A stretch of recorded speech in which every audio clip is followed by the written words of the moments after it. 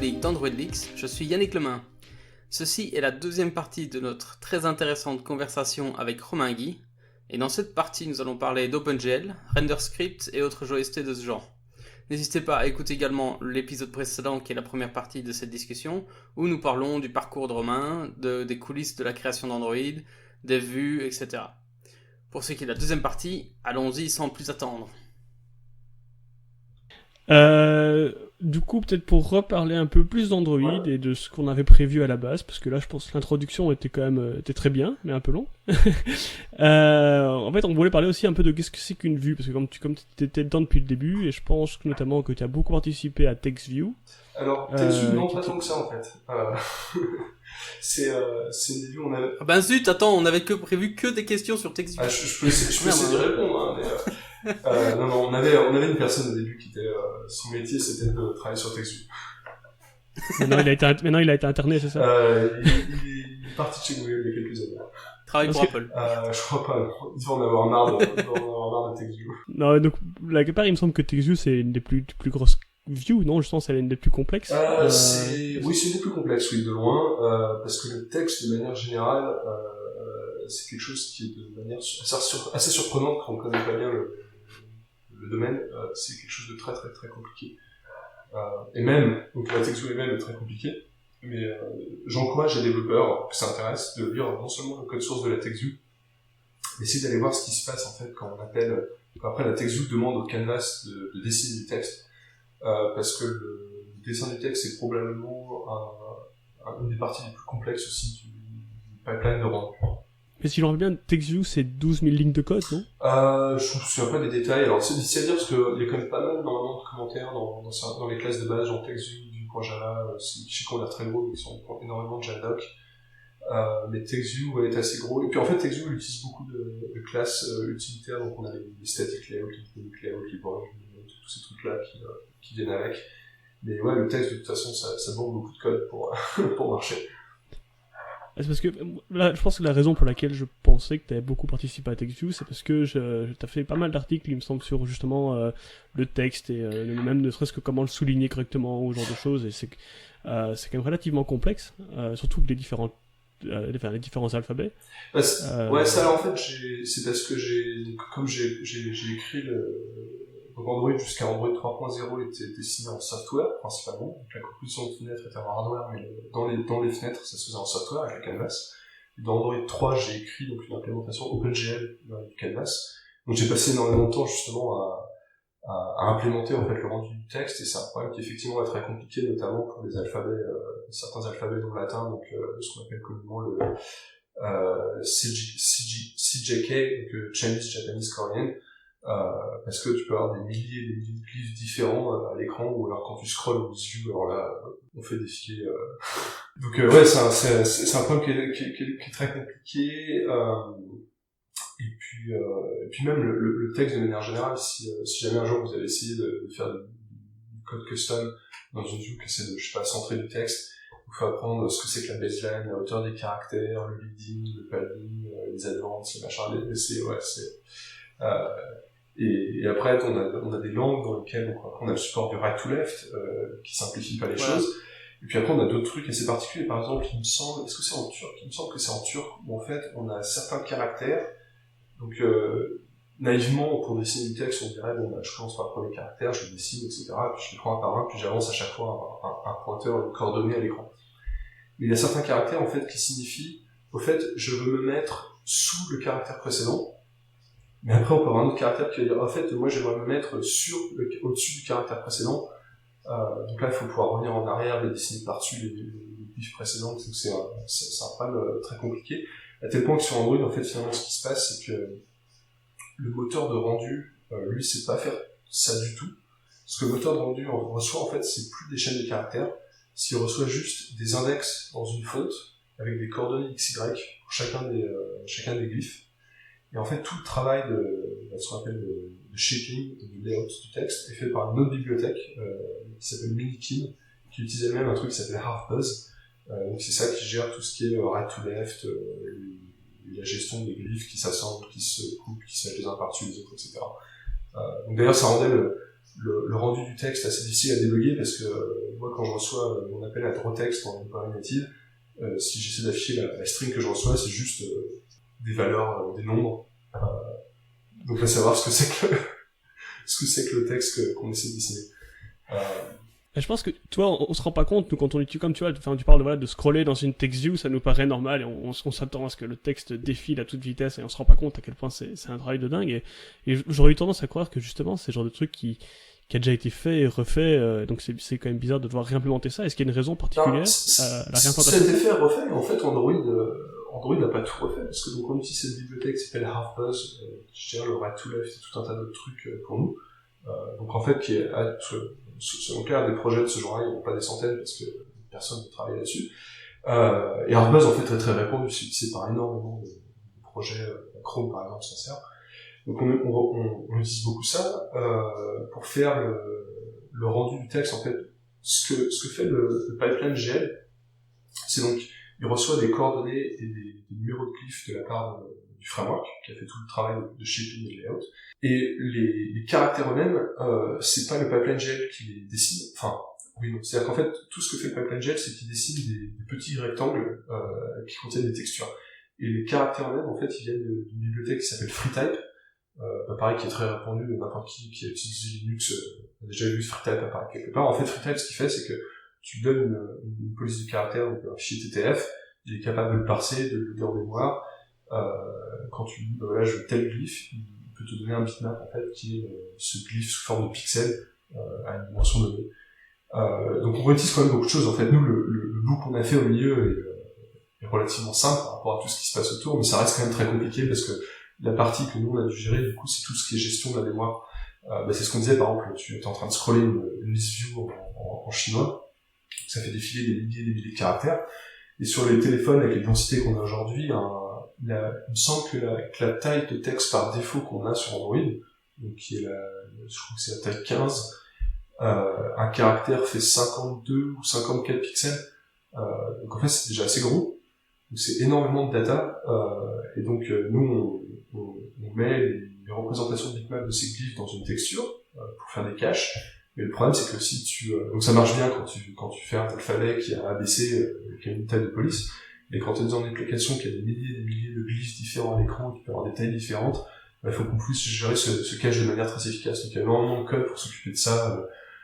On fait des choses, par exemple, avant de commencer à dessiner la frame, on regarde tout le texte qu'on va dessiner dans la frame, on regarde s'il y a des glyphes qui vont nous manquer, on essaie de les mettre dans les caches à l'avance, et du coup ça tient pas dans le cache, il faudra quand même le gérer plus tard dans la frame. On a un système hiérarchique de cache, donc en fait on en a pas qu'un, on en a plusieurs, qui sont destinés à des tailles de texte différentes. On en a un qui est spécifique pour les emojis, parce que les emojis sont en couleur, alors que les glyphes normaux, c'est juste un canal, c'est juste de la transparence. Si le texte il y a des effets de scaling ou de rotation qui sont faits, chaque caractère dans le cache va être dessiné à certains angles ou à certaines tailles. On essaie de faire ces choses de manière asynchrone pour pas bloquer le GPU. Enfin, c'est très compliqué, il se passe beaucoup de choses. Ça pourrait sûrement être encore amélioré, mais c'est un problème difficile à régler de manière efficace, surtout sur Android, où le renderer il sait pas à l'avance une application, elle peut utiliser n'importe quelle police à n'importe quel moment, il faut qu'on puisse réagir de manière efficace, alors que typiquement un jeu, alors il y a des exceptions évidemment, mais le jeu va être compilé avec certaines polices de caractères, donc ils peuvent se permettre de pré-compiler les caches par exemple, ce que nous on fait là. J'ai vu justement un excellent talk à DroidCon de Londres de l'année dernière, de 2015, sur tout ce qui était font et justement custom view avec les polices de caractères, etc. C'était très intéressant et on va clairement mettre le lien de la vidéo. C'était le talk, c'était Shuki qui a donné ce talk? Non, c'était pas Shuki. J'essaye de retomber. C'est un. Je vois ce dont tu veux parler. Ouais, c'était super intéressant. C'est vraiment un truc.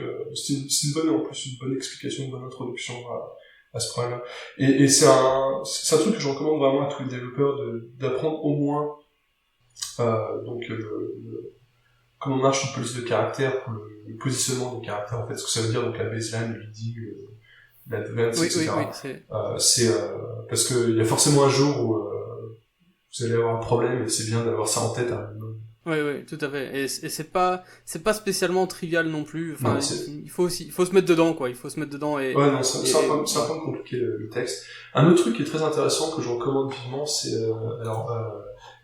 Knuth, qui est assez connu, donc qui est l'auteur de Tech, TX, je sais, la mise en page, a publié un article, c'était quoi, les années 70 ou 80, quelque chose comme ça, qui explique en fait l'algorithme de mise en page du texte, donc comment faire la césure des lignes pour que ce soit visuellement agréable, comment gérer la justification du texte. Et c'est assez intéressant à lire parce que c'est là où on se rend compte que c'est pas des algorithmes. L'algorithme n'est pas compliqué de manière à un niveau, mais on se rend compte de la quantité de data que ça manipule, ça gère vraiment chaque caractère de manière individuelle, ça essaie de retrouver les mots, là où il faut faire les césures, etc. Donc c'est aussi des lectures assez intéressantes. Ouais, j'imagine. Mais voilà, juste pour la petite parenthèse, c'était le nom du talk s'appelle Hinting Around Text Demystified par Sebastiano Poggi et Eugenio Marletti. Oui, j'avais vu. Oui, le deck est très intéressant. Ouais, je le recommande aussi.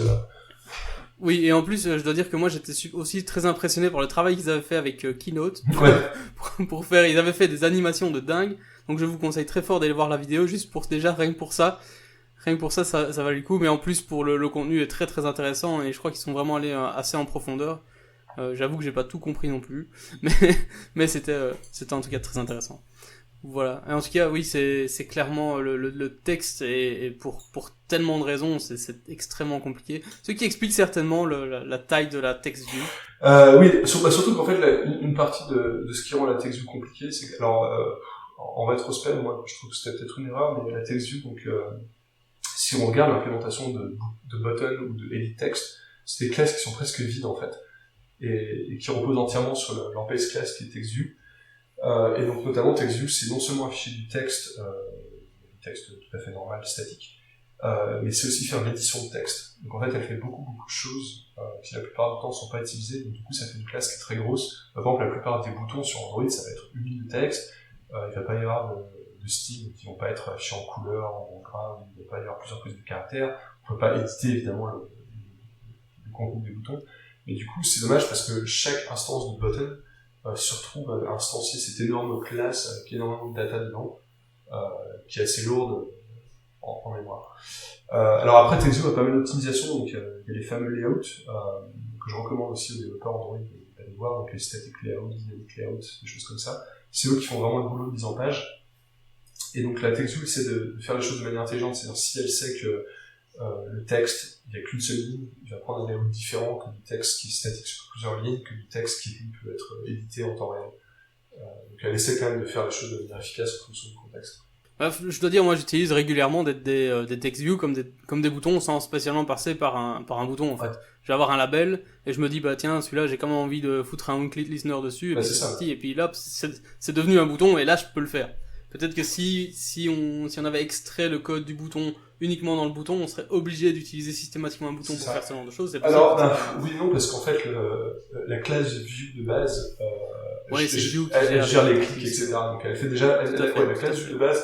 C'est aussi quelque chose qui à l'époque avait du sens, mais aujourd'hui peut-être moins, c'est qu'elle fait énormément de choses. Donc la classe view de base, elle sait gérer le scrolling, les clics, elle gère énormément de choses. Ouais. D'ailleurs, je pense, pour être honnête, je pense que j'utilise jamais de bouton. En fait, c'est toujours, parce qu'au final, on va mettre un background avec un selected state dessus, avec pressed, etc., et ça va faire un bouton. Et je pense que, en y réfléchissant maintenant, je pense que j'utilise jamais la vue button. En fait, la vue button, le seul intérêt qu'elle a finalement, entre guillemets, c'est que si tu veux vraiment un button, le button de base de Material Design avec le thème standard, elle va te donner le thème standard. De toute façon, je dis l'implémentation de button.java en Android, elle est assez intéressante parce qu'il n'y a vraiment rien dedans. Ouais, je viens d'ouvrir la classe button.java qu'on a sur le GitHub. Donc, elle extend TextView, elle override les 4 constructeurs, elle appelle juste super, et elle override une autre méthode où elle retourne une string différente. C'est tout, elle fait rien. Littéralement, il n'y a aucune logique dans la classe. Bah, c'est de la doc, en fait. C'est de la doc, en gros, et un thème par défaut, en fait. Elle met le thème, le style bouton sur ça. Voilà, c'est ça. Mais dans une structure, c'est bien aussi parfois d'utiliser, c'est bien, je trouve, d'utiliser une vue bouton pour clairement voir d'un seul coup que, ça, c'est prévu pour être quelque chose de cliquable. Alors que tout le reste... Mais c'est intéressant, par exemple, le fait qu'un bouton soit cliquable, il me semble que c'est défini dans le style du bouton. C'est pas la classe bouton qui le dit, c'est vraiment le style XML. D'ailleurs, je crois que c'est la même chose pour l'edit text. Il me semble que l'edit text, il est éditable parce que c'est défini dans son style, il me semble. Alors, edit text, attends, je vais la regarder tout de suite. Edit text, si je me souviens bien, était un poil plus complexe que le bouton. Oui, alors, non, elle fait rien non plus. Elle aura quelques méthodes de plus, mais qui font vraiment rien du tout. Ouais, c'est editable. Il y a une fonction get default editable, par exemple, où edit text retourne true, mais à part ça, c'est rien. C'est rien de bien intéressant. Mais je propose que tu vas ouvrir textview.java et on va passer ligne par ligne et on va expliquer à tous les auditeurs ce que ça fait. Alors, le constructeur... je plaisante. Surtout que t'as dit sur Twitter qu'il fallait que ça dure minimum 3 heures, je crois. Voilà. Donc on devrait y arriver, là. Ah oui, voilà. Elle est plutôt pour 3 mois, mais... Oui, c'est ça que j'allais dire 3 jours, mais bon. Oui, d'accord. Donc, oui, voilà, on a parlé de Constraint Layout. Est-ce que, donc, il me semble que t'as participé un petit peu à Constraint Layout, non? Oui, alors en fait, ce qui s'est passé, c'est quand je suis revenu sur Android, donc après avoir passé un an sur le projet de robotique. Donc Nicolas était d'ailleurs avec moi sur ce projet-là. Et on était, donc il y avait un troisième ingénieur français aussi, Mathias, qui a créé Surface Flinger, donc le compositeur de fenêtres sur Android, qui était pareil avec nous sur la robotique et qui est revenu sur Android. En fait, en revenant, on a d'abord créé une toute petite équipe, on était tous les trois, et on avait décidé de travailler sur des projets. On voulait faire des bibliothèques qui s'intègrent dans les outils Android Studio pour aider les développeurs en fait à résoudre certains problèmes. Donc on avait 2 projets, et un de ces 2 projets était donc Constraint Layout, sur lequel bossait principalement Nicolas. Donc il a fait 99% du travail, mais je l'ai aidé parce que je connais bien les layouts, donc je lui donnais pas mal d'indications sur comment les choses marchent en interne, quels sont les comportements qui sont attendus par les gens, et notamment, et puis après juste avant Google I.O. en fait, pour qu'on puisse sortir à temps une version, un prototype utilisable qui soit suffisamment correct, j'ai donné un petit coup de main sur l'implémentation aussi, surtout autour des optimisations, faire un peu de cleanup, des trucs autour des API. Mais c'est quasiment tout Nicolas. Il y a un autre ingénieur qui passe dessus, vous avez peut-être vu dans des présentations, John Offord, qui avait pas mal bossé avec Nicolas avant sur le photo editor et sur je sais plus quel autre projet, mais qui était aussi avec nous sur la robotique. Donc qui a rejoint le projet Constraint Layout en janvier dernier, et c'est lui qui a implémenté l'auto-inférence. Vous savez, quand on clique le petit bouton magique dans Android Studio et qui crée toutes les contraintes automatiquement. Donc ça, c'est John qui a écrit ça. Oui, c'est justement le bout du sujet dont on n'a pas pu parler parce que Nicolas s'est un petit peu fait il avait plus le temps dans la salle de réunion, donc c'est un petit peu fait sortir, mais oui, on va certainement essayer d'en parler dans un avec c'est une idée parce que c'est vraiment un truc super intéressant, surtout s'ils expliquent un peu comment ça marche, mais John est fabuleux parce que John, c'est le genre de mec, t'as un problème, genre t'as besoin d'écrire un algo super compliqué où il va y avoir des maths très difficiles, tu vas voir John, tu dis hey John, tu ferais comment ça? Et lui, il adore ce genre de truc, et en une demi-journée, il va te sortir un truc genre qui marche. Alors si c'est un algo de maths très compliqué pour toi, j'ose même pas imaginer la gueule du truc, parce que moi déjà... moi les maths c'est vraiment pas mon truc, mais je suis un peu obligé d'en faire. J'ai toujours été très mauvais en maths. Évidemment, j'ai choisi un job où j'en fais régulièrement. Ça m'agace un peu. Parce que j'en parle à fête à chaque fois. C'est un peu comme le projet du train d'Yannick, on en parle à chaque fois. Moi, et j'ai encore rien dit pour une fois, c'est pas moi. Donc, j'ai commencé à faire de l'OpenGL, en fait. Toutes les condoléances. En gros, donc ils en ont fait un... Pardon ? Toutes les condoléances. Voilà, exactement. Parce qu'en plus, un truc, en fait, en gros, ils ont fait ça en iOS, et puis ils ont dit, ce serait bien qu'on fasse ça en Android aussi, et donc, il fallait que quelqu'un s'y tape, et donc, c'était pour moi. Et j'y connaissais strictement que dalle, et j'y connais toujours que dalle. Pour moi, c'est de l'alchimie, en fait. Hein. On change une valeur par-ci, on change une valeur par-là, et ça finit par marcher comme on voulait. Ouais, j'exagère un peu. Non, j'arrive à comprendre, mais il y a quand même pas mal de trucs où parfois, c'est très, très abstrait, Et le problème c'est que quand ça foire, on sait pas ce qu'il foire. L'image ressemble à rien, quoi. Ah bah attends, ça c'est quand t'as du bol, parce que déjà ça veut dire qu'il y a quelque chose à l'écran. Ah, c'est pas faux, ça. Parce que moi en fait j'ai appris OpenGL, c'est quand pour Android au 3.0, quand on a vu que le renderer software était vraiment trop lent pour les tablettes, donc je me suis dit bon bah ça y est, faut l'implémenter en OpenGL, je m'y suis collé.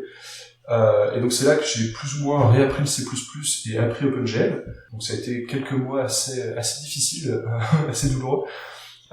Et le problème que j'avais, moi, c'était comme je remplaçais le renderer d'Android, c'est genre tu bootes le device et puis t'as un écran noir et là tu fais merde, qu'est-ce que je fais? Et effectivement, ce qui est difficile avec OpenGL, c'est que il y a quelques outils qui aident, il y a pas notamment les shaders, il y a pas de debugger de shader en fait. Le truc, c'est qu'il y en a un maintenant dans Android Studio 2.2, mais nous, en gros, c'est la caméra qui vient. Et alors, je sais pas pourquoi, en fait, donc le debugger marche, se connecte bien, et puis dès que je lance la caméra, là, ça freeze complet. Et à mon avis, on lui demande. Alors, je sais pourquoi, mais je pense savoir pourquoi. Alors, en fait, ce qu'on a dans Android Studio, c'est un debugger GL au sens où ça permet d'enregistrer les commandes qui arrivent, mais c'est pas un debugger dans le sens traditionnel. Tu peux pas dans ton shader mettre un breakpoint et dire je vais arrêter là et voir les valeurs. Et des outils comme ça, il y a celui de Nvidia qui est très très bien, Qualcomm en a un, celui de Nvidia est de loin le meilleur, je trouve, de ces outils. Il est vraiment très utile. Mais ouais, alors à caméra, en fait, ce qui est intéressant, c'est que ça crée ce qu'on appelle une texture externe, qui en fait, la data n'est pas vraiment gérée par OpenGL, elle vient d'ailleurs, c'est juste qu'on la considère comme une texture, et malheureusement, pour tout un tas de raisons, le debugger qu'on a dans Android Studio, en fait, il n'y a pas d'API dans GL pour dire je veux le contenu de cette texture. Donc c'est sûrement pour ça qu'il a des problèmes. J'en discutais avec eux justement il y a 2 semaines pour savoir comment on pourrait contourner ce problème-là. ça m'arrangerait vraiment. Et surtout en plus le pire c'est que cette texture, donc voilà, c'est pour ceux qui connaîtraient un petit peu, donc c'est l'OS texture. Et le truc c'est que la plupart des textures en fait c'est des samplers 2D. Et le truc c'est que voilà, si je me rappelle bien, en gros la façon dont l'OS texture arrive c'est en YUV, alors que lui il a besoin en RGB. Alors l'OS texture ça dépend en fait, elle peut être en RGB, on s'en sert à d'autres endroits, c'est des textures RGB, mais ouais, une caméra typiquement ça va être du WAV. Et du coup, moi j'ai tout un truc où en gros, quand le caméra arrive, j'ai un premier shader qui va convertir mon OS texture en texture 2D, et puis après parce qu'en fait en gros ce que j'ai fait c'est que j'ai une preview et je dois pouvoir activer des filtres en live dessus et en fait les combiner, donc les chaîner, et donc j'ai une sorte de convert shader qui passe ça dans les filtres que j'active en live ou pas et que je finis, et puis j'ai un truc final qui décide de l'afficher à l'écran. Et là où le challenge était bien fun, c'est qu'en plus j'ai toutes les miniatures qui représentent les filtres qui sont en live aussi, qui tournent en même temps. Donc si je bouge la caméra, tous les petites miniatures bougent avec un peu ce que dans la caméra. Et comme j'y connaissais strictement que dalle, c'était super fun. Bah, moi, t'as appris des choses. Et évidemment, une fois que ah ouais, mais je crois. Et donc le truc, c'est que je l'ai fait fonctionner sur mon Nexus 5. Puisque je développe avec un Nexus 5, et après je voulais le faire tourner sur le Galaxy S7, et évidemment il n'y a plus rien qui marchait. Donc c'est voilà, et il fallait tout recommencer. Et pareil, en fait il y a aussi ce que le problème avec OpenGL, c'est qu'on appelle des méthodes statiques la plupart du temps, et ces méthodes statiques en fait retournent des codes d'erreur ou parfois rien du tout. La plupart ne retournent pas d'erreur, il faut appeler GLGetError pour savoir. Voilà, c'est ça. Et un des problèmes que j'avais, c'est que quand je comprenais rien avec l'OS texture, j'avais généré la première texture dans laquelle je voulais écrire avec GL11X, etc. Et en fait le truc c'est que ça sur les Samsung, en fait il retournait rien du tout. Oui. Alors que sur le Nexus, en fait, il retournait ce que GL20 fait, quoi. Et donc des trucs comme ça. Mais donc quand on connaît rien et quand on cherche sur Google, c'est vraiment impossible à trouver, parce que les gens qui expliquent, ils connaissent et ils sautent tous ces petits détails. Bien sûr. Non, le monde de la programmation 3D est complexe et il se complexifie de plus en plus. Là, avec un copain, mon collègue Mathias, ça fait 1 an qu'on bosse sur un renderer 3D, donc un physically based renderer. Donc c'est des techniques de rendu. C'est le genre de rendu si vous utilisez des jeux, si vous jouez à des jeux par exemple qui utilisent le Frostbite Engine ou le Unreal Engine 4. Donc je sais pas, des jeux récents qui utilisent ça. À peu près tous les jeux qui sortent aujourd'hui sur PC et PS4 utilisent ces techniques de rendu qui sont plus réaliste que ce qu'on avait jusqu'à présent. Mais là, on a atteint un palier de complexité qui est assez dingue en termes de programmation, et ça va même au-delà de comment on utilise l'API de rendu GL. C'est même la complexité des shaders, les techniques, c'est-à-dire comment on gère la data, comment gérer les lights, etc. C'est vraiment, ça s'apprend plus avec un tutoriel de 2 heures, comme on pouvait le faire encore il y a 10 ans. Mais en plus, je me demandais, là, on est peut-être un petit peu très très bas dans le truc, donc peut-être qu'après on switchera, mais je me demandais parce que avec Android N, vous avez introduit Vulkan, qui est une amélioration, notamment pour utiliser pour les moteurs graphiques tels que Unreal Engine ou Unity, ce genre de choses. Mais et je vois à côté de ça, justement, du côté d'iOS, ils ont plutôt fait Metal, qui est leur propre truc. Est-ce qu'on peut comparer Metal peut-être à RenderScript? Enfin, et où est-ce que RenderScript vient là-dedans? Alors, RenderScript est intéressant. Quand RenderScript avait été créé, donc c'était en 2009, il me semble bien. À la base, RenderScript faisait du graphisme, d'où le nom d'ailleurs, RenderScript. Et ce qui est marrant, c'est donc la personne qui travaillait dessus venait d'NVIDIA, et il avait des idées sur comment une API de render devrait marcher. Et en fait, beaucoup de choses qu'il voulait faire à l'époque, peu de gens comprenaient pourquoi le faire comme ça. Et ce qui est marrant, c'est finalement Metal aujourd'hui, DirectX 12 et Vulkan, c'est en fait ce qu'il avait déjà en tête à l'époque. Alors c'était différent évidemment, mais c'était en gros dans cette direction qu'il voulait aller, donc il était assez précurseur. Malheureusement pour tout un tas de raisons, en fait on avait arrêté la partie render de RenderScript, on s'est concentré sur la partie compute pour vraiment faire du processing, où c'est pas mal ici en image processing, ou les applications qui font de l'édition d'images, des choses comme ça. Donc de ce point de vue-là, Metal, Vulkan et OpenGIS 3.1 sont sur le RenderScript parce qu'ils ont un langage ils ont des compute shaders qui permettent de faire juste des calculs et pas du rendu. Sinon, Metal et Vulkan, alors Metal, je connais pas, mais le peu que j'en ai compris, c'est que c'est un tout petit peu plus haut niveau que Vulkan, mais plus bas niveau que OpenGIS. Donc, mais c'est semblable, c'est à peu près les mêmes. Et du coup, est-ce que pour quelqu'un qui commencerait, parce que moi le problème c'est qu'une fois que j'ai eu tout fini d'implémenter en OpenGL, j'avais complètement oublié à propos de RenderScript, puis quelqu'un m'a dit mais en fait le blur, blabla, je l'ai fait en RenderScript, ça marche très bien, et je me suis dit mais ce serait que c'est con, j'aurais peut-être dû faire ça en RenderScript, mais bon, tout était fait, les shaders étaient faits, donc est-ce que tu conseillerais à quelqu'un qui voudrait justement faire appliquer des shaders, genre des choses, d'aller vers RenderScript, ou est-ce que c'est mieux d'aller vers Ça dépend vraiment. C'est-à-dire que RenderScript, ce qui est intéressant, c'est qu'il y a plein de ce qu'on appelle des intrinsèques. Donc le blur est déjà écrit. Et justement, si les fonctionnalités standards de RenderScript suffisent, ça permet de ne pas avoir à prendre OpenGL et tous ces trucs, c'est beaucoup plus simple. Parce que c'est vraiment orienté compute. Et le langage RenderScript lui-même est assez proche des langages de shader OpenGL. C'est plus ou moins compatible au niveau de la syntaxe. Pas complètement, hein, il y a pas mal par exemple, le nom des fonctions mathématiques sont les mêmes, etc. Les opérations sur les vecteurs marchent de la même manière. Donc si c'est vraiment pour faire du pure image processing pur, je trouve que RenderScript est intéressant parce que c'est assez facile d'accès, surtout depuis le code Java. C'est assez simple d'écrire des kernels. On peut l'appliquer aussi, on peut l'appliquer en temps réel, par exemple, RenderScript peut prendre en input le flux de la caméra, par exemple, faire du processing dessus sur la preview, et après on peut l'afficher assez simplement. Donc ça évite d'utiliser OpenGL, ce qui est toujours un plus. L'intérêt aussi de RenderScript, c'est les intrinsèques, en fait. La manière dont ils marchent, on les appelle les intrinsèques parce qu'en fait, il peut y avoir des implémentations spécifiques dans chaque hardware.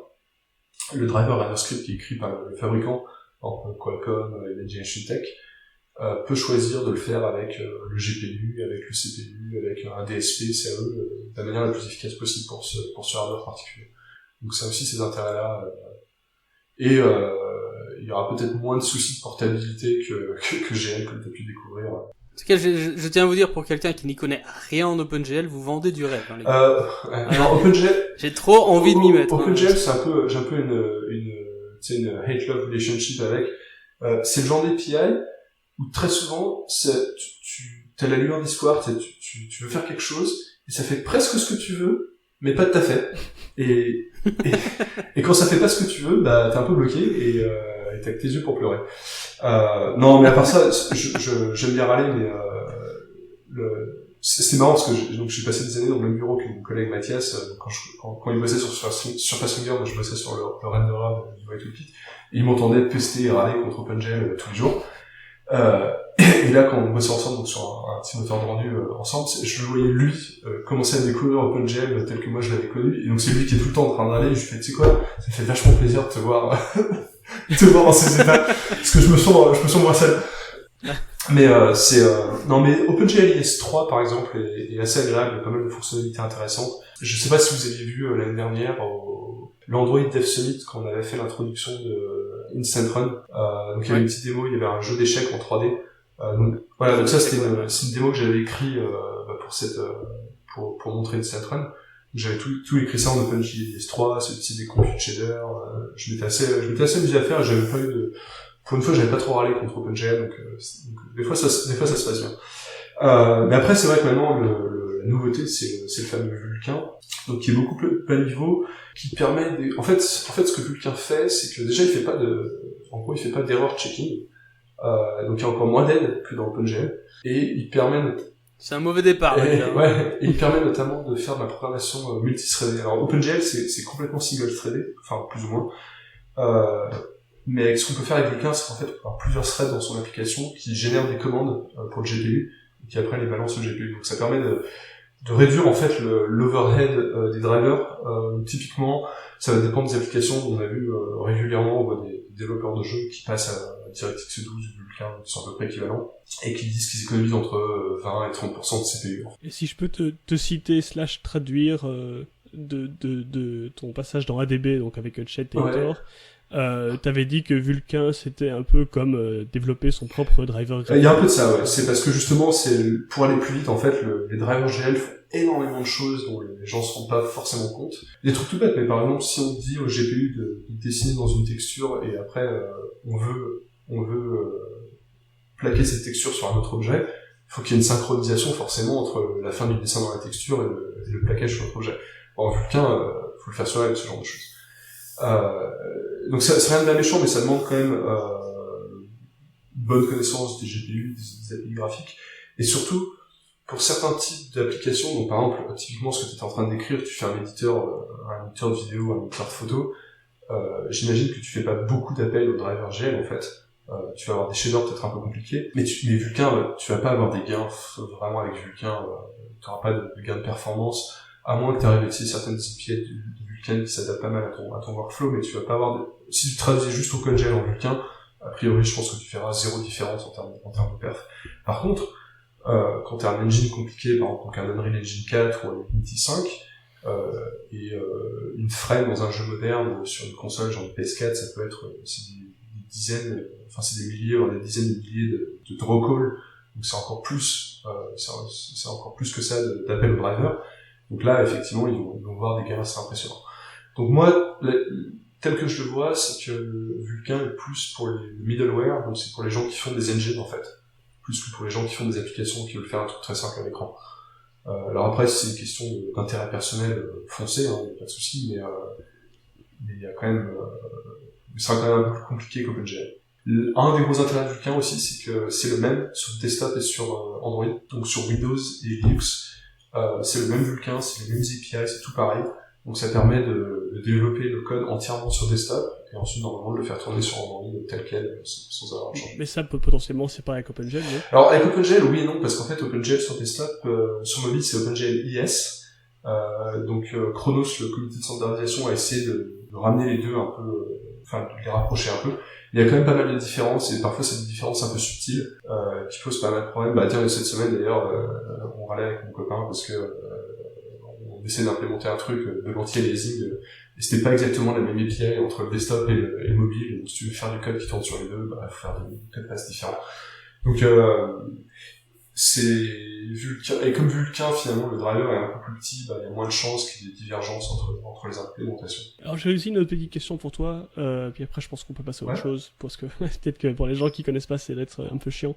Mais non, moi aussi j'aurais des questions après, vas-y. Non. Ah ok, bah alors, en fait le truc c'est que moi donc comme je disais, toi j'ai mes petites textures, et donc forcément ce que j'ai fait c'est que j'ai voulu utiliser une texture view et pas une surface view. Et évidemment, bah, il n'existe que GL Surface View et pas GL Texture View. Alors si on cherche un petit peu, on trouve un mec qui dit bah tu prends Surface View, tu remplaces tous les appels surface par les appels texture et ça marche. Et donc notamment, c'est ce que Roman Nurik a fait dans Musei.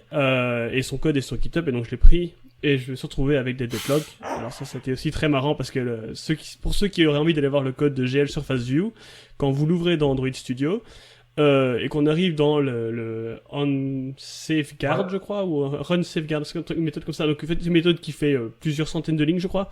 IntelliJ vous dit qu'elle est trop compliquée pour l'analyser. Donc, ça, je crois, quand j'ai vu ces petits tooltips qui m'a dit, voilà, trop compliqué pour être analysé, je me suis dit, ça pue. En fait, c'est intéressant parce que GL Surface View est typiquement le genre d'API qui a été créé pour être générique et répondre à plein de problèmes et que n'importe qui fait du GL pourra s'en servir.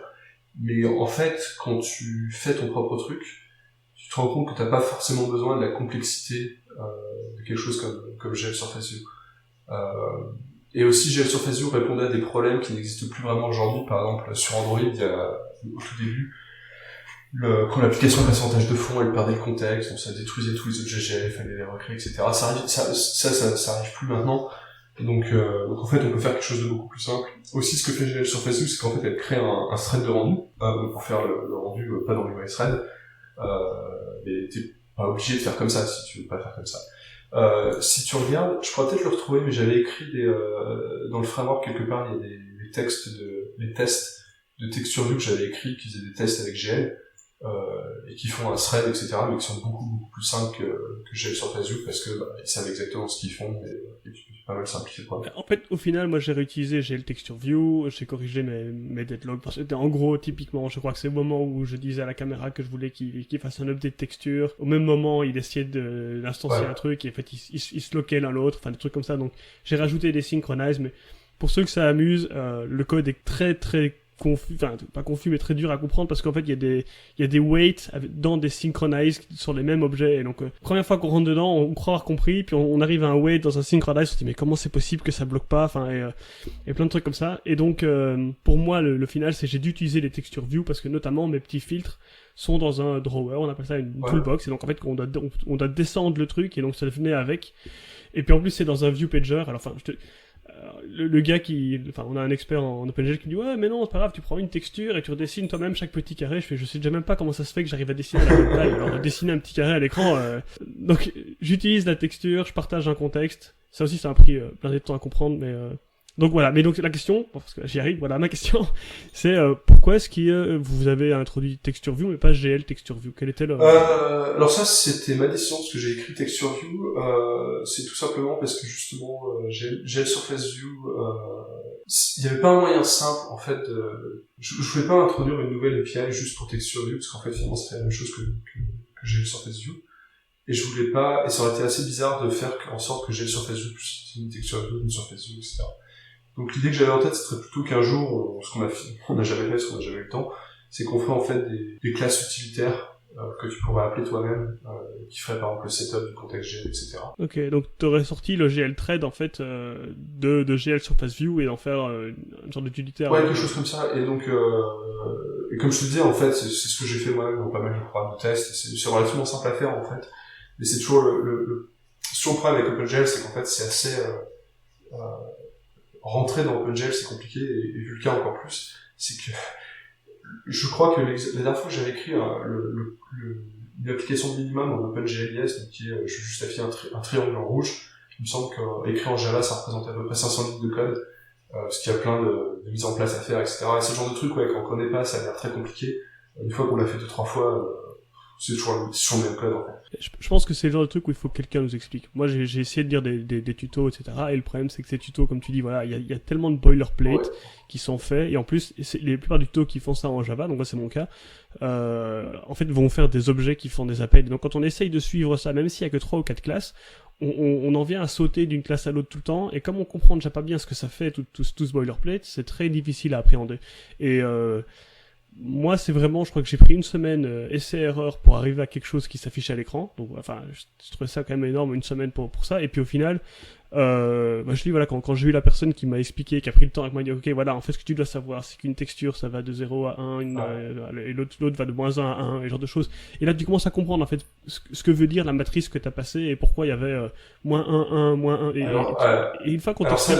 Voilà, là, alors ça, les problèmes d'espace de coordonnées dans le monde 3D, c'est à se taper la tête contre les murs, parce que non seulement ils sont pas pareils qu'en 2D, selon ma l'habitude, mais en plus, c'est pas les mêmes entre DirectX, Vulkan, OpenGL, ou pire, on a DirectX, même DirectX 9, s'il a changé, de DirectX 9 à 10, s'il a changé des trucs, même dans DirectX, enfin, et surtout, donc, après, quand on trouve des bouts de code sur Internet, je sais pas, quand t'es écrit pour DirectX, bah, ils marchent pas forcément en OpenGL, parce que c'est pas les mêmes espaces de coordonnées, donc c'est assez confusing, comme on dit. Donc je peux comprendre, ouais, c'est difficile, mais et le problème aussi, c'est que beaucoup de tutoriaux que je vois sur Internet, sur OpenGL, c'est aussi des gens qui ont pas forcément tout compris, qui pensent avoir compris, et du coup, qui écrivent quelque chose, et ils font, non, mais rien, là, tu mets juste ces valeurs, puis pouf, ça marche, tu fais, mais ces valeurs, elles viennent d'où, tu le sais, toi? Ouais, mais je pense que d'ailleurs le tout premier truc, j'avais ça, c'est que j'avais pris. Alors en fait, je me suis inspiré de GPU Image, une librairie qui existe sur iOS, et qu'un mec a traduit. D'ailleurs, je conseille vraiment à tout le monde, pour ceux qui voudraient appliquer des fils sur des images, c'est super bien fait. Enfin, je m'étais inspiré de ce truc-là, et au début, eux, ils ont une matrice où ils font matrice no rotation, matrice. Et donc au début, j'avais tapé ça. Et en fait, à chaque fois que j'appliquais un filtre, ma texture elle rotate de 90 degrés. Et je n'avais aucune idée, surtout qu'au début j'étais tout content, j'affiche mon premier truc sans aucun filtre, la texture elle s'affichait bien, etc. Et puis j'applique un filtre, puis hop, 90 degrés. Je rapplique un filtre, hop, encore 90 degrés. Je me dis, qu'est-ce qui se passe? Et je comprenais pas, parce que j'appliquais la même texture. Et donc, en fait, au début, j'ai juste repris leur truc à eux, j'ai changé les valeurs, alors il y avait un -1, j'ai mis un 1, il y avait un 0, j'ai mis un 1, enfin des trucs comme ça. Ça a marché. Et je n'avais aucune idée pourquoi. Et donc c'est un peu cette idée d'alchimie, comme je te dis, tu mets un peu de poudre par là, un petit peu de poudre par-ci, tu lances, tu testes, ça a l'air de marcher, tu te dis bon, j'espère que c'est pareil sur tous les devices. Je peux te rassurer, c'est même moi qui fais l'OpenGL depuis longtemps, même des collègues encore plus longtemps que moi, ça nous arrive encore de se gourer, de faire, ah merde, non, alors -1, ah ouais, c'est bon, ça marche. Ah, mais, enfin, maintenant j'ai un peu compris, hein, mais sur le coup, effectivement, voilà, on changeait les valeurs, et mon collègue me dit, ah, comment t'as fait? Et j'ai dit, bah, Parfois, tu recompiles, hein, juste, et ça marche. Oui, ça arrive parfois, il y a ça aussi. C'est jamais. Non, alors maintenant que vous êtes allé bien bas, moi j'ai envie de revenir avec des questions de noob, parce que c'est un peu moi. Alors, la première question de noob, c'est, j'essaie de comprendre un petit peu, donc moi, ma compréhension de OpenGL, c'est qu'il fallait que le GPU soit compatible. Déjà, c'était un peu ça. Peut-être que je me gourre complètement, mais en tout cas, c'est ce que j'avais cru comprendre. Et donc maintenant, est-ce que c'est juste ça déjà? C'est compatible dans quel sens? Est-ce que le GPU doit comprendre l'OpenGL ou doit parler OpenGL d'une manière ou d'une autre? Oui, il faut la version d'OpenGL. Alors en fait, c'est le driver, parce qu'en fait, le GPU marche pas du tout. Alors c'est intéressant parce qu'en fait. Oui, enfin d'accord. Ok, ben voilà. Une des raisons qui rend OpenGL. Là, je comprends rien. Une des raisons qui rend OpenGL un peu énervant parfois, c'est qu'en fait certaines API. OpenGL, c'est vieux, hein, c'est quoi, le début des années 90. Ça avait été designé, le GPU marchait comme les PI GL. C'était vraiment un truc très vanilleux et on a gardé les PI pour la compatibilité, mais les GPU aujourd'hui marchent plus du tout comme ça, ou moins, plus tellement. D'accord. Et donc ouais, c'est le driver qui fait énormément de travail et derrière qui convertit. D'accord. Donc il faut un driver qui comprenne l'OpenGL. C'est ça. Donc maintenant avec l'introduction de Vulkan, ça veut dire qu'il faudra aussi des drivers qui comprennent le Vulkan? Voilà, et non seulement des drivers qui comprennent le Vulkan, mais il faut que le GPU lui-même et les capacités hardware dont a besoin le driver pour implémenter Vulkan. Mais a priori, il me semble que n'importe quel GPU qui peut gérer OpenGL IS 3.1 est capable de faire du Vulkan. Ok, donc là, c'est depuis Android N, donc ça veut dire que sur les versions avant Nougat, ça c'est juste pas possible. Donc tu peux pas en faire. Alors il me semble que Samsung a des drivers Vulkan sur des devices qui n'ont pas N, mais ça fait pas partie de la plateforme Android. D'accord. De toute façon, une grosse différence, c'est que le Vulkan n'a pas d'API Java dans Android, et on ne pense pas en faire une. Parce que comme je disais, l'intérêt de Vulkan, c'est de faire un truc qui est banio pour obtenir le maximum de performance. Donc si par-dessus on rajoute des appels JNI, ça va un peu à l'encontre du principe même de faire du Vulkan. Ouais, d'accord, je comprends. Donc en gros ici on dit, ok, maintenant à partir de Nougat, pour parler de manière globale, parce que bon, les deux Samsung c'est bien sympa, mais voilà. Donc à partir de Nougat, on va faire du Vulkan, pour autant que le device avec Nougat a un driver, ou en tout cas fournit un driver qui comprend le Vulkan, donc ça c'est déjà une chose. Est-ce que c'est pas encore un risque d'une fragmentation supplémentaire? Alors, oui, non, mais non dans le sens où, comme je disais, Vulkan, moi personnellement je le vois vraiment comme un outil pour les engines, pour les middleware. C'est-à-dire que de toute façon, des engines comme Unreal, Unity, etc., ils sont déjà aujourd'hui obligés de gérer DirectX Metal, DirectX 11, DirectX 12, OpenGL 2, OpenGL 3, le 3.1, etc. Et Vulkan, finalement, c'est juste un autre back-end de plus. Et donc, de ce point de vue-là, n'importe qui utilise un de ces outils, par exemple, comme Unity, qui est super pour faire des petits jeux, des applications qui font un peu de la 3D, t'as même pas à t'en soucier. C'est-à-dire que si t'es sur un téléphone qui fait du Vulkan, et Unity décide de faire du Vulkan, bah, ce sera mieux. Et sinon, bah, ça marchera aussi, même s'il n'y a pas Vulkan. Par contre, si effectivement ton développeur d'application, tu décides d'utiliser Vulkan toi-même, soit tu vas décider de ne pas gérer les téléphones qui sont avant end, soit il faudra avoir deux implémentations, donc un back-end OpenGL et un back-end Vulkan. D'accord. Mais ça, dans le monde, je veux dire, dans le monde graphique bas niveau, c'est un truc connu avec les différentes versions d'OpenGL de toute façon, oui, qui était un peu... De toute façon, la première chose que fait un programmeur, un graphics programmer qui a un peu de bouteille, c'est à moins que tu fasses des prototypes ou des outils très spécifiques, généralement tu mets un minimum d'abstraction par-dessus ton API, par-dessus GL, etc. Ne serait-ce parce que c'est des API qui sont un peu relous à utiliser, donc tu as un truc un peu plus simple. Mais par exemple, il y a un projet que j'aime beaucoup, c'est une bibliothèque native. Il me semble qu'il y a des bindings Java pour cette bibliothèque qui s'appelle BGFX. Donc elle est sur GitHub. Et en fait, c'est donc IGR. Alors voilà, donc c'est une API assez bas niveau, donc tout ce qu'elle fait, ça va être tu dis tiens là un mesh avec un shader, tu dessines ça, donc ça ressemble beaucoup à OpenGL d'un certain point de vue. Et donc ça gère DirectX 9, 11, 12, Metal, OpenGL 2, 3 et plus, OpenGL IS2 et 3, WebGL, il a commencé le support de Vulkan, ça tourne sur Linux, Windows, iOS, Android, enfin ça tourne même dans les browsers, enfin donc ça vraiment c'est à moins que vous ayez des raisons de le faire vous-même, partir de quelque chose comme ça c'est le principal. Et ça reste très bas niveau, donc ça se met pas en travers, ça empêche pas ça donne accès à quasiment toutes les fonctionnalités, on se retrouve pas bloqué en fait. D'accord. Et c'est typiquement le genre d'abstraction qu'un game engine a de toute façon en interne. Alors, si je peux me permettre, je vais juste faire une clarification, et Romain, tu me dis si je dis des conneries, hein, ça m'arrive souvent. Donc, en fait, le truc, c'est que sur OpenGL, enfin sur Android en tout cas, toutes les versions ne supportent pas toutes les mêmes toutes les versions d'Android ne supportent pas toutes les mêmes versions d'OpenGL. Donc, en général, il faut on peut aller voir, donc il y a la doc en ligne qui dit quelle version. Je crois pas dire de conneries en disant qu'OpenGL 2.0 ES supportait au-dessus de 3.0, je crois, un truc comme ça. Donc... Oui, en fait, OpenGL IS 2.0, il est obligatoire depuis Android 3, parce qu'en fait, c'est ce qu'on utilise pour faire le rendu de l'interface graphique, donc si on l'avait pas, on serait un peu bloqué. Donc du coup, c'est safe de partir de celui-là. Après, si on veut 3 points, on faut juste dans le manifeste qu'on utilise la feature pour essayer de bloquer. Et du coup, voilà, ça c'était ma petite clarification par rapport à ce que Yannick disait. Donc, il faut que le GPU le supporte. En fait, il faut effectivement que le driver le supporte, et donc on peut le vérifier. Et fin de la précision. Et ma question, du coup, c'est comme tu disais, Vulkan, c'est là pour les middleware, enfin les middle layers. Et donc, typiquement, quand je pense à un middle layer en Android, je pense à Android. Alors, est-ce que vous comptez migrer vos calls OpenGL vers Vulkan? Alors c'est une très bonne question, c'est une discussion qu'on a beaucoup dans mon équipe, parce que donc, en fait j'ai oublié de le dire dans l'intro, mais en fait je suis le manager de l'équipe graphique d'Android maintenant, et notamment... Félicitations. Ouais, félicitations. Merci, c'est mérité. Je crois. Bon courage, je ne sais pas. Ce que fait une bonne partie de mon équipe... Ou condoléances. Ouais. J'ai une bonne partie de mon équipe en fait qui travaille sur Vulkan, donc qui participe aux spécifications, qui fait des implémentations, etc.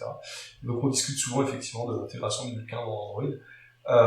Un des problèmes qu'on a en fait, c'est que de l'extérieur ça a l'air évident de dire bon bah réécrivez votre code en Vulkan, mais en fait il y a encore beaucoup de devices Android qui sortent avec des GPU qui gèrent par exemple que OpenGL IS2 ou que OpenGL IS3 et qui n'ont pas forcément Vulkan. Et donc ça veut dire que nous, tant que Vulkan n'est pas obligatoire du CDD, qui permet de compatibility de Definition Document, on est obligé de garder en fait des backends OpenGL aussi, pour que ça marche de partout, notamment dans l'émulateur par exemple. Ah bah tu l'as dit, un mec qui a un peu de bouteille, il fait de l'abstraction, non? Ouais, mais après c'est des questions... Oui, tout à fait, t'as tout à fait raison, mais après c'est des questions de ressources et de temps, et on est aussi très occupé avec beaucoup d'autres choses. C'est vrai que dans certains endroits, par exemple sur Fastfinger, on fait très peu d'appels OpenGL. Ce serait pas une question de performance, c'est plutôt une question d'utiliser Vulkan. Le renderer d'Android lui-même, là ça pourrait être intéressant. Et pareil, il y a quand même un certain coût à utiliser Vulkan en termes de ressources et de développement, de régression possible, etc. Donc c'est quelque chose qu'on veut faire. On parle aussi beaucoup, c'est aussi assez évident, mais un truc qui serait super à long terme, c'est qu'en fait OpenGL n'existe plus, et qu'OpenGL ce soit simplement, en fait, soit réimplémenté par-dessus Vulkan, et que OpenGL devienne simplement une bibliothèque, genre un truc un peu plus niveau, qui soit un peu plus facile à utiliser, et qui à la limite pourrait devenir une support file, on pourrait même imaginer. Ouais. Et, excuse-moi, et ça, c'est quelque chose que vous comptez faire, ou c'est quelque chose qu'en fait la communauté OpenGL a l'intention de faire? C'est une bonne question. La communauté OpenGL en parle, nous on en parle, Chronos en parle, quelqu'un le fera, je sais pas qui, je sais pas quand, mais ça finira par arriver. J'ai vu des... Je suppose que pour vous, avec un peu de chance, ce sera les autres. Non, pas forcément, parce que on veut aussi apporter des choses à la communauté, on veut pas que ça aille que dans le sens inverse, parce qu'on sait que c'est énormément de travail. Mais par contre, tu sais, chez Google, on a ce projet qui s'appelle Angle. Donc en fait, Angle, c'est une implémentation de OpenGL.ins, donc qui est utilisée dans Chrome notamment, par-dessus soit OpenGL sur desktop, soit DirectX. Donc c'est ce que Chrome utilise en fait pour tourner sur tous les OS. L'émulateur, il me semble que l'émulateur Android depuis récemment, utilise ça aussi pour... Ah non, pardon, on est passé à Swift chez ce qui compte pour autre chose. Enfin bon, il y a ce projet chez Google qui est en gros de dire, voilà, on va faire une bibliothèque qui permet de faire du GL universel. Et je crois qu'il me semble avoir vu dans leur repository public qu'ils avaient commencé à mettre des stubs pour Vulkan justement, pour gérer Vulkan. Donc ce sera peut-être une manière de le faire aussi.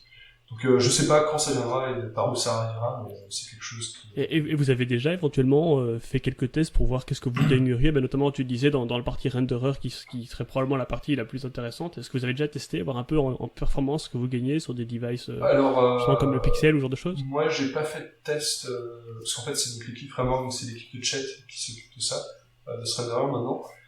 Je sais qu'ils ont regardé, mais je connais pas les résultats, je sais pas ce que ça peut faire gagner ou pas. C'est sûrement, il y aura sûrement des gains, j'imagine. Je sais, ça dépendra beaucoup des applications, en fait. Parce que une grosse partie de ce que fait le renderer, c'est justement d'éviter de faire des appels au driver, donc il y a beaucoup d'optimisation autour de ça, déjà.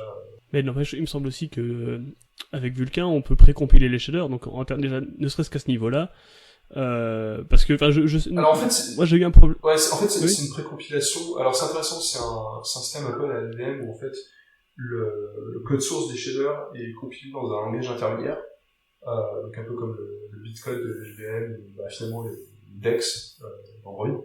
Donc ça, il y a une autre compilation après dans le driver, mais qui est plus simple. Et en fait, le gros intérêt surtout que je vois à ce système, donc ce langage intermédiaire s'appelle le SPIR-V. Le truc intéressant avec ce truc intermédiaire, c'est que ça permet de choisir le front-end. Par exemple, si on utilise le langage de shader d'OpenGL, donc il y a GLSL, on peut. Si on utilise ce DirectX, on peut. Si on utilise, je sais pas, si à la limite on pourrait faire un compilateur Java vers SPIR-V pour implémenter les shaders en Java, si on voulait.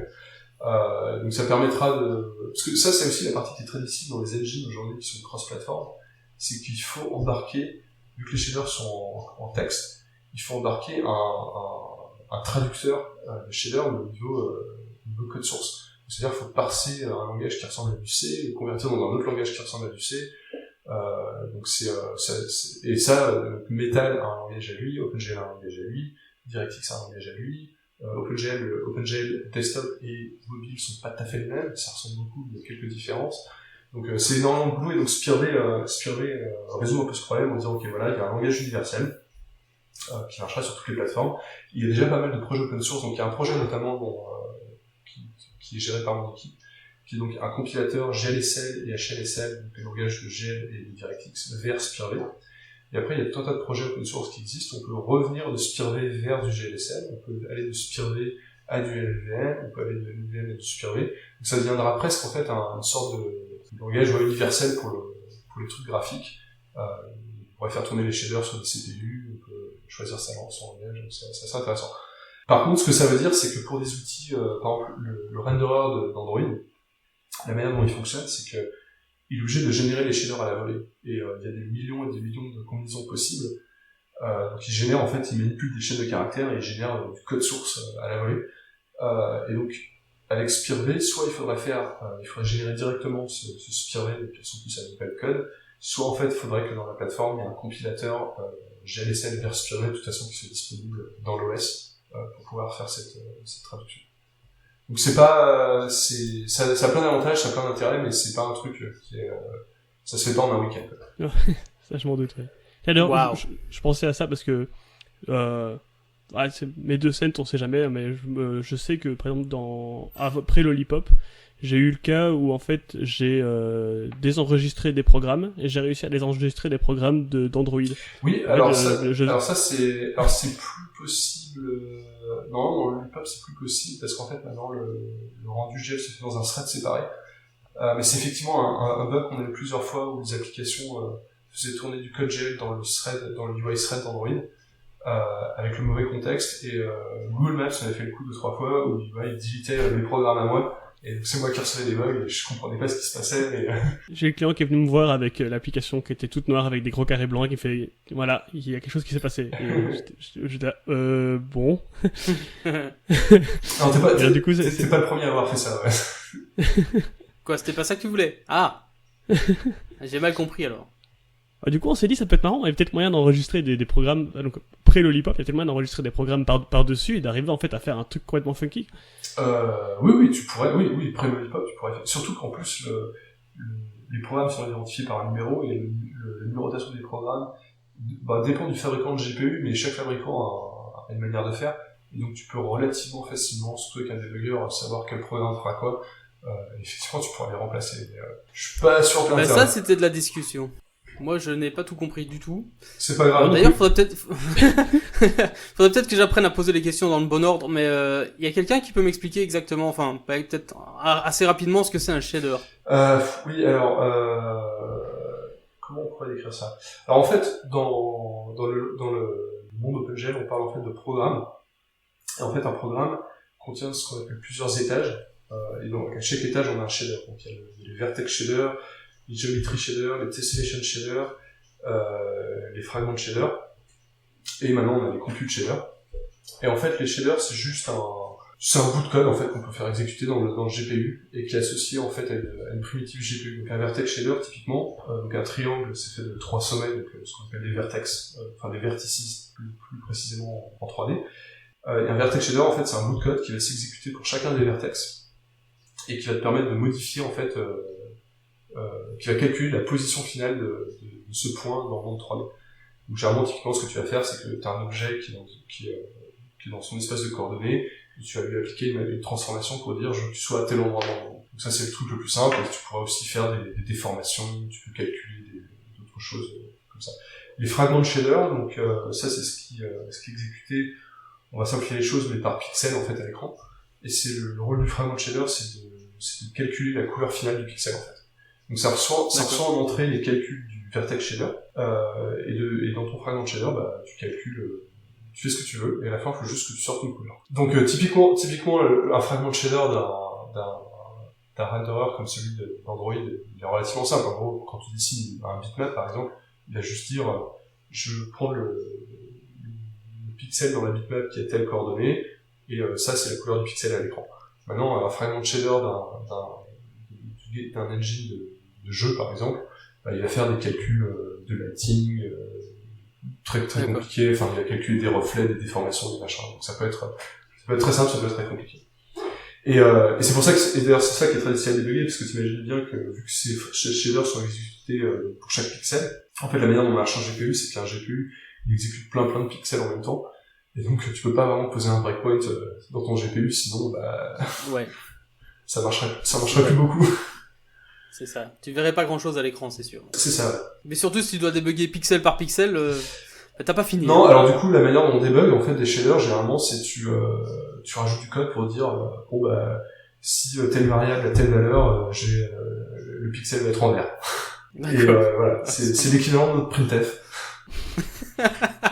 Oui, écoute, fallait bien trouver quelque chose. Bah, c'est ça, ouais. Et surtout, le truc qui est compliqué pour moi, je trouve, c'est qu'en fait, tu vas lui passer des matrices. Et donc, tu lui passes en gros des tableaux de float principalement. Et c'est pas toujours évident. Donc, par exemple, typiquement, là, je vais faire un truc qui tournait autour de l'axe central. Et heureusement, par défaut, c'est l'axe autour de l'axe central. Mais il te dit, par exemple, il te dit rotate, il te donne l'angle, et bien après, t'as X, Y, Z. Et moi, j'ai une image 2D. Alors, du coup, en fait, il fallait mettre Z pour qu'il tourne. Pour qu'il tourne. Ah tu vois, alors ça c'est une des plus grandes batailles du monde du graphisme, Tu sais, il y a le VI versus Emacs, il y a le Eclipse versus IntelliJ. Et dans le monde du graphisme, on a ce qu'on appelle le Y-up versus Z-up. Donc, t'imagines, t'es dans un monde 3D, donc t'as le sol par terre, et la question, c'est l'axe qui pointe vers le ciel, c'est lequel? C'est le Y ou c'est le Z? Et donc, par exemple, dans Blender, je crois que c'est, si je me souviens bien, c'est Z. Dans Unreal Engine, c'est Y. En gros, c'est 50-50. Personne fait pareil. Et donc, d'où, quand tu prends des bouts de code dans des tutoriels, etc., suivant comment la personne a choisi de faire, bah, ça va te faire des trucs assez rigolos, parce que ça va pas forcément être le même que celui que toi t'as choisi. Ah oui, mais oui, ça fout le bordel, ça, quand même. Et c'est peut-être ça le problème du 1 minus 1 qui fait que... Ouais, mais c'est ça, ouais. Et puis t'as aussi... Et même quand puis t'as pas que celui qui va vers le haut, t'as aussi celui qui, par exemple, si tu dis que le Y va vers le haut, donc t'as le Z qui va vers le fond, vers l'écran. Mais pour aller... Le X, il va à gauche ou à droite. Ouais, bah t'as ça, puis t'as aussi le Z, quand il va dans le fond de l'écran, c'est en moins Z ou c'est en plus Z. Et alors, il y a certaines conventions, etc., mais bon, c'est le bordel. Mais c'est comme, tu vois, les coordonnées, donc vont de -1 à 1, donc pour placer un point à l'écran, donc 0, 0, c'est au centre de l'écran. Alors, c'est pas tout à fait vrai, parce que en OpenGL, donc en X et en Y, c'est de -1 à 1. En Z, c'est aussi de -1 à 1. En DirectX, le Z est de 0 à 1. Ok. Bah, en tout cas, moi en OpenGL, on m'a dit ça, et après, ce qui est marrant, c'est que la texture, elle va de 0 à 1. Et là, un truc qui est marrant aussi, c'est que sur tes textures, donc quand dans tes shaders, t'as des vecteurs. Et alors, parfois, ils utilisent XY, donc en fait, tu peux faire genre vec4.xy pour obtenir juste le truc. Mais alors, si jamais ils utilisent un vec4 pour une texture, ils vont utiliser .st. Et alors, j'ai cherché à comprendre qu'est-ce que ça voulait dire, et en fait, c'est la même chose, c'est juste une... Oui, alors, en fait, c'est quelque chose, moi, que j'aime beaucoup dans les langages de shader, parce qu'on manipule énormément des vecteurs et des matrices. Et donc, bah, tu viens de mentionner le vec4, donc en fait, c'est un vecteur de 4 floats, donc c'est juste une array de 4 floats. Et donc, soit on peut utiliser des crochets pour accéder aux index, donc ça c'est comme on ferait en Java, ou alors on peut dire, par exemple, .x, .y, .z, .w pour accéder aux différents éléments, ou alors on peut dire, .xy, en fait ça retourne un vecteur de 2 floats, mais par exemple, dans certains cas, par exemple, x, y et z, on s'en sert pour des coordonnées, mais pour des couleurs, on va utiliser les R, G et B. Donc en fait, il y a des alias, c'est-à-dire que .r, c'est la même chose que .x, c'est la même valeur, c'est juste que quand on lit le code, si on parle de couleur, c'est mieux de lire .r pour rouge que de lire .x. Et donc après on a les ST, U et V qui sont des noms communément utilisés pour les coordonnées de texture. Mais après on peut faire d'autres trucs plus intéressants, par exemple. Donc on peut faire ce qu'on appelle du swizzling. Donc au lieu de dire .xy, tu pourrais dire je veux .xx. Donc ça retourne un vecteur qui contiendra 2 fois la valeur x dedans. On peut dire je veux le vecteur au lieu de RGB, je veux PGR, ça retourne le vecteur avec les valeurs inversées. Et donc ouais, c'est pareil, ça c'est des choses, si tu sais pas, la première fois que tu vois ça fait un peu bizarre. Bah, surtout que personne te l'explique, la plupart des gens sur les forums, ils trouvent ça tout à fait normal, tu vois. Alors toi au début tu dis, alors tu changes ton code, t'as mis .xy, tu fais .st, tu vois que ça change strictement rien, alors tu comprends pas bien ce que ça veut dire. Puis au détour d'un commentaire, il y a un mec qui explique ça, et tu fais, ah d'accord. Enfin, mais, en fait, ce qui est important, c'est que avant de se lancer dans des trucs comme OpenGL, avant de commencer des tutoriaux, il faut quand même apprendre les bases. En fait, il y a quelques concepts à maîtriser qui aident énormément. Et notamment, il y a un bouquin qui est très très très bien qui s'appelle Real-Time Rendering Graphics. C'est un bouquin, en fait, c'est une sorte de résumé de toutes les techniques de rendu graphique, et qui commence, les premiers chapitres pose vraiment les bonnes bases de quels sont les différents systèmes de coordonnées, et puis ça utilise les bonnes terminologies, donc tu comprendras, ouais, dans tel cas on utilise X, Y, Z, dans tel cas on parle de U et V, etc. Donc ça aide énormément de commencer par un bouquin comme ça, pour bien maîtriser ses fondamentaux, parce que sinon on se retrouve effectivement à faire -1, +1, tiens, ça marche. Ok, bah, je pense que tu viens de me donner mon prochain livre de chevet. Donc, voilà. Ouais, il est vraiment, Moi, je crois que je vais apprendre OpenGL pour les nuls, un truc comme ça, parce que... Ah, ça marche aussi, ouais. Il y a du taf. Oulala. Ok, bon, bah ça c'était une discussion intéressante sur l'OpenGL et Vulkan et tous ces machins que je ne comprends pas vraiment. C'est pas grave. Mais qui sont apparemment très indispensables. Il y a plein de gens très très bien qui comprennent pas. Qui n'ont pas besoin de comprendre. Merci beaucoup d'avoir écouté cette deuxième partie. Et comme vous l'avez sans doute deviné, nous n'avons bien entendu pas pu nous arrêter. Promis, la prochaine, c'est la dernière. Donc retrouvez-nous très bientôt pour le 3e épisode de cette conversation avec Romain Guy. Et cette fois, nous allons parler notamment des fragments, peut-être bien des Xenom, et qui sait quoi d'autre. Alors comme toujours, suivez-nous sur Twitter, @RomainGuy, @Xan, XZAN, @Deyan, THEYANN, et bien entendu, @Android_Leaks pour être les premiers au courant de la sortie du prochain épisode. À très bientôt dans la dernière partie. Au revoir.